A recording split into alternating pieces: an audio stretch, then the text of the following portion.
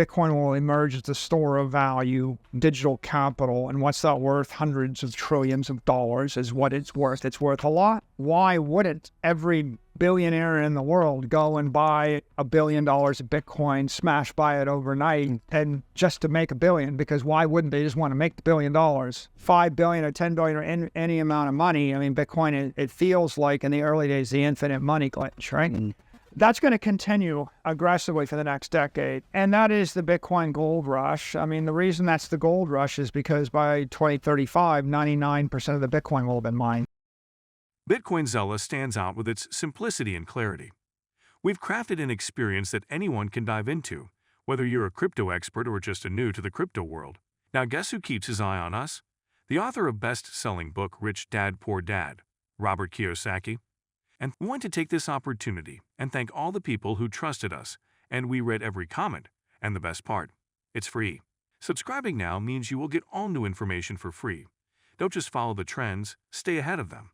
Subscribe to Bitcoin Zella today and enjoy the new edge. In today's video, Michael Saylor discusses why 2024 began the Bitcoin gold rush and more. Bitcoin is digital capital. And so once you understand capital, capital is a store of value, it's economic energy.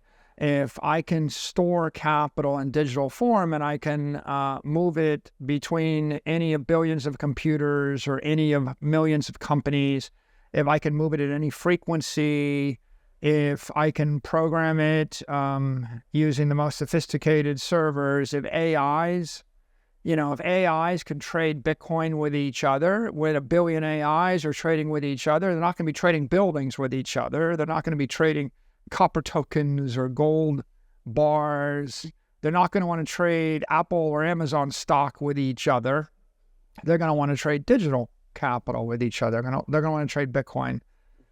And Bitcoin is, because it's digital, and because it's deflationary, it's got a half-life of forever, right? It's permanent, immortal capital.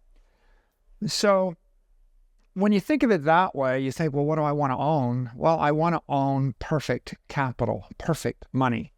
And if you look at it statistically, right, Bitcoin has been, for the last 4 years, it's returning 4 to 5x as much as the S&P index. And it's been 4 to 5x as volatile. And the reason it's volatile is because it's a free capital market. It's a global capital market, and anybody can express any sentiment anywhere in the world, any second of the day, as frequently as they like. And the reason it's high performance is because of its technical characteristics.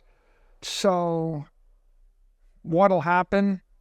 Over the course of 20 or 30 years, Bitcoin will start to be just twice as good as everything else. Bitcoin's 5 times as good as the next best thing right now, but maybe one day in 20 years or 30 years when Bitcoin is the size of the S&P 500, maybe it'll only be twice as good. But it's always going to be better because it's pure digital. It doesn't have the physical liabilities of physical real estate or physical property. It doesn't have the cultural liabilities of art. It doesn't have the corporate liabilities of equity. And it doesn't have the political liabilities of currency. And it doesn't have the credit risk of debt. The price of Ethereum will likely be sensitive to spot ETF inflows in the coming days, as investors will remember the lackluster demand for futures products in late 2023, says crypto analytics firm Kaiko. The launch of the futures-based Ethereum ETF in the U.S. late last year was met with underwhelming demand. All eyes are on the spot ETF launch with high hopes on quick asset accumulation, said Kaiko's head of indexes Will Kai in a July 22 market report. Although a full demand picture may not emerge for several months, Ethereum price could be sensitive to inflow numbers of the first days.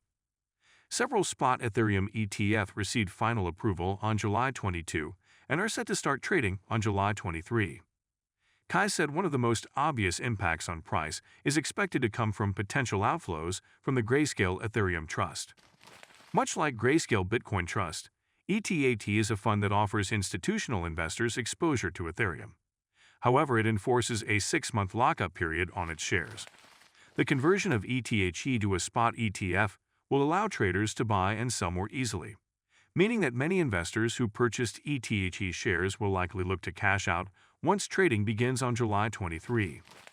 ETHE's discount to net asset value closed over the past few weeks, after widening between February and May as hopes of approval waned, Kai said, adding, "The narrowing discount suggests traders bought ETHE below par and will redeem these shares at NAV, net asset value, price on conversion to realized profits." While spot Bitcoin ETFs significantly impacted price in the months following their launch, there's less confidence that Ethereum ETF will be as popular. Crypto market maker Wintermute wrote in a July 21 research report that it expects Ethereum ETF to generate between $3.2 billion and $4 billion of inflows in their first year of trading. "Our view is the ETF will likely see lower than anticipated demand, closer to $3.02 to $4 billion, wrote Wintermute.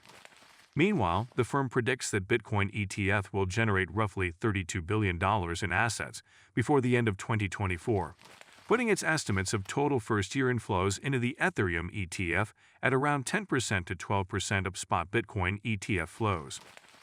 Wintermute expects the price of Ethereum to rise no more than 24% by the end of 2024. You're buying Bitcoin, you're buying the best thing. When should you buy something else? When something else is better, you should buy something else. But there isn't anything better. There isn't anything better now. There won't be anything better in the future. So the logical trade is you keep trading the weaker thing to buy the stronger thing. And MicroStrategy's done it with hundreds of millions of cash, with billions of dollars of equity, and with billions of dollars of debt. And, we'll continue to acquire Bitcoin, and we'll sell products to get cash for Bitcoin. Maybe from time to time, we'll sell some equity instrument or some security instrument. But there's no reason to ever stop that strategy, because Bitcoin's just going to continue to be the best thing. It's just a question of, is it 10 times better than the next best thing, or 5 times better, or 2 times better? But of course, those don't really matter, right? The directional answer is the same regardless. BlackRock's spot Bitcoin exchange-traded fund has notched its biggest day of inflows in over 4 months, with over $523 million entering the fund on Monday. The iShares Bitcoin Trust ETFs scooped up 7,759 Bitcoin on July 22, worth just over $523 million at the time of writing, according to Hey Apollo data cited by its co-founder in a July 23 X post. The July 22 inflows bring the total assets under management for IBIT to 333,000 BTC, worth around $22 billion at current prices. It marks the 7th largest day of record for inflows into IBIT in United States dollars. IBIT witnessed its largest single day of inflows on March 18, when $849 million worth of BTC was added to the fund. The second largest day on record occurred on March 5, when the fund saw $788 million in inflows, according to Farsight Investors data. The large inflows to BlackRock's fund came on the same day that a roster of spot Ethereum ETF were approved for trading in the U.S.